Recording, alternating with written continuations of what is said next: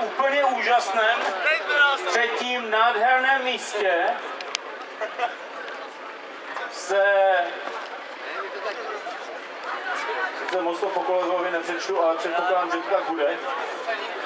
Jsou ženy z Vlkovic! No, já jsem si myslel, že to bude daleko větší křík a potlesk.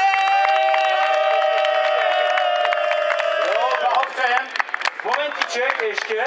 Když je taková úplně lahvinka, abyste to měli čím teda ten pohár naplnit. Tak, druhé. A vlastně takové, bych řekl, skoro první místo obsadili ženy z krásné vesnice na Kopečku a je to z Tísku. Takže blahopřejem.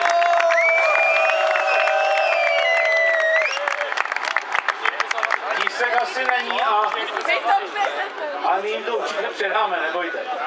Tak. A první místo. Je to z takové malebné vesničky Poodří, kdy mají nádherného sponzora Axmu, je to tak, předpokládám. Pan Bou, je to tak?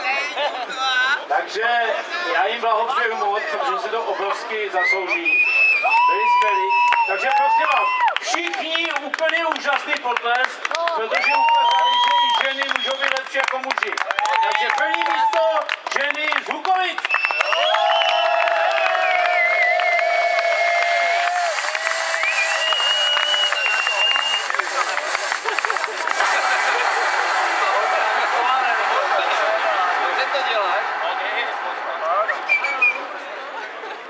Takže to máte jenom k tomu, abyste ten pohár mohli čím vypláchnout a to nějak spát.